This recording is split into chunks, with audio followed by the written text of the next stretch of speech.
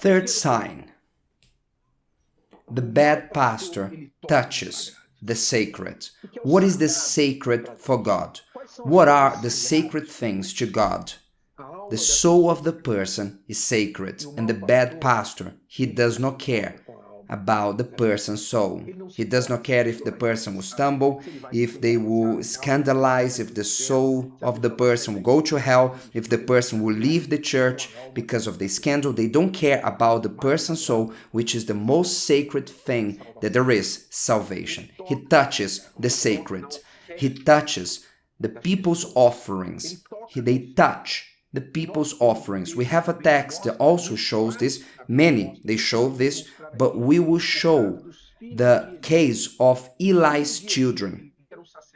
Eli was a priest who lived in the time of the prophet Samuel, and he had two sons. And these sons, they touched the offerings of the people for themselves. They took advantage of the offering. Look what the holy text says. And the priest's custom with the people was that when any man offered a sacrifice, in other words, the people come to present their sacrifice to the temple, to the tabernacle, the children of the priest Eli will come with a three-pronged flesh hook in his hand while the meat was boiling. Then he would thrust it into the pan or kettle or cauldron or pot, and the priest would take for himself all the flesh hook brought up. In other words, these children of Eli, they would steal from the people's offerings for themselves. They were bad priests. They were bad pastors. Like the bad pastors, they do, touching the sacred, touching for themselves. The man of God, he has the following understanding. The offering represents the life of the person. When you give your offering to God, when you place your tithe, your vows, your voluntary offerings on the altar, you offer your offerings to God, you are surrendering your life. Your life is expressed through it. So that is sacred because it is life. It's sacred. If the pastor touches that for their own benefit, for some objective that he's not authorized to do in the work of God, then he is touching the sacred. He is stealing the offering. He is touching on what belongs to God because the person gave to God. Then the pastor goes and touches it, and then they touch that which is sacred, the life that is represented by it, and the offering that is not his, but God's. And the offerings in the work of God have a very specific objective, quite clear, which is for the work of God, that there may be food in my house, that the work of God may be done. You who follow me, you can only follow me because of the offerings that allow this program, this production, to reach you. So the offering is sacred. And if someone touches the offering, they show that they have no fear, they don't believe in God. They are actually taking advantage what belongs to God and the people. So if they do that, what happened to the priests, the sons of Eli? They died. There, when God said, to those who honor me, I will honor them, but those who despise me will be despised. And Eli, who knew about the situation with their children, did not rebuke them, did not correct them, but tolerated them. And when this happens in the universal church, some deviation of character, of conduct from the pastor in regards to the offering, the church does not tolerate it. We won't commit the same sin of Eli. We won't commit the same sin of Eli. We correct the pastor.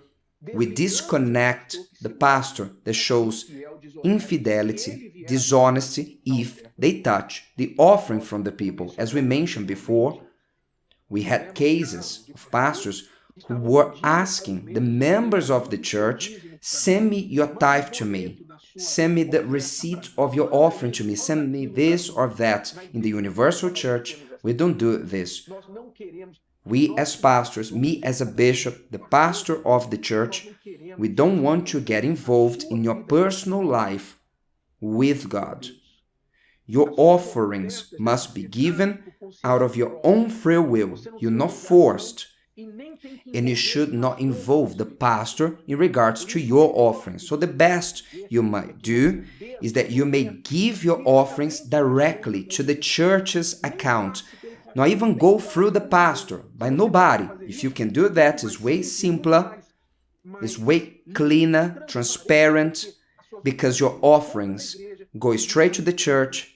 There's a financial body in the church that manage the payments, all the expenditures of the church, and that is done in a transparent, clean way, that if we are questioned, all will be able to know what the destination, the use of the offerings are.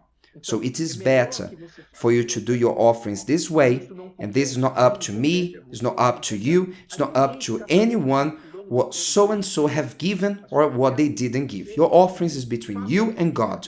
Do straight between you and God. And if some pastors say, oh, you, ma'am, didn't give your tithe, you must do your sacrifice, you need to give to me. If some pastor wants to put the fork in the offerings, as the sons of Eli did, you must report them, because we don't have this custom.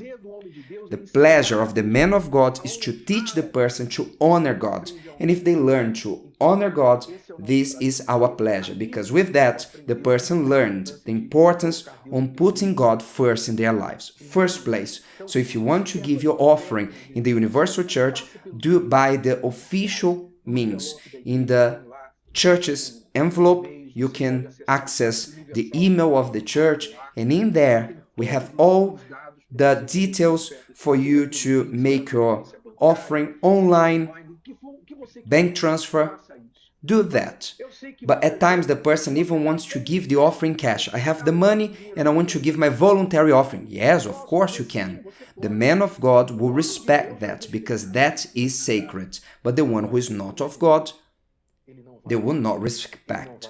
They will always find a way to take advantage for themselves. So be attentive in regards to this, to the bad pastors.